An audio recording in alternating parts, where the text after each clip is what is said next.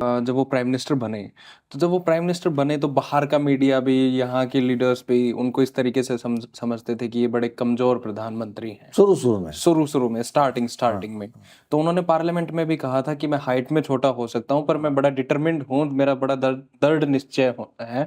और एक बात का जिक्र आता है कि एक बार वो अपनी गाड़ी से ड्राइव कर रहे थे तो उनकी गाड़ी के आगे आके कुत्ते की डेथ हो गई थी, ऐसा कुछ था। और वो डेथ होने के बाद उन के ड्राइवर वगैरह ने बताया कि इस कुत्ते की डेथ क्यों हो गई। उनसे पूछा उन्होंने, शास्त्री जी ने, तो उन्होंने बताया कि ये मतलब जल्दबाजी में था या इस तरीके से। तो उन्होंने कहा कि ये जल्दबाजी में नहीं था, ये डिसीजन नहीं ले पाया बीच रोड में आगे कि मेरे को क्या करना है, इस साइड जाना है उस साइड जाना है।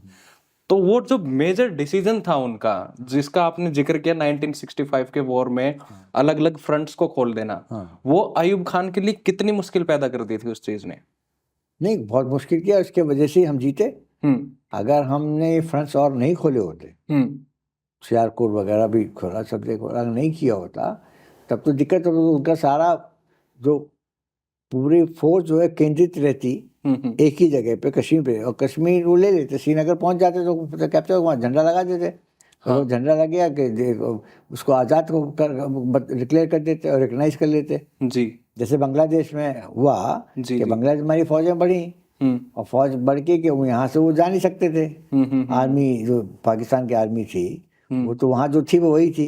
यहाँ से तो रास्ता ये ब्लॉक किया हुआ था, हम लोग ऊपर से अलाउड नहीं किया, तो उनको घूम के आना पड़ रहा था उधर श्रीलंका से। तो इतना टाइम नहीं था, हमारी फौजें बढ़ी और वहाँ जाके वो उनके जनरल न्याजी थे, हमारे जनरल अरोड़ा थे, और जाके वहाँ पे उन्होंने सरेंडर किया और बांग्लादेश का झंडा फहराया गया।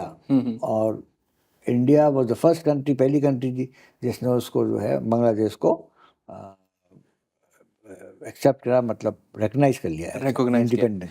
इसमें सर अयूब खान ने तब ये भी कहा था कि हमारे जो टैंक हैं वो तो टहलते वहलते दिल्ली तक आ जाएंगे। अयूब खान नहीं, उसने भुट्टो ने कहा। अच्छा, भुट्टो ने उसको वो क्या कहा था कि ऐसा है कि हम तो टहलते टहलते दिल्ली पहुंच जाएंगे और शाम को चाय पियेंगे वहाँ। अच्छा।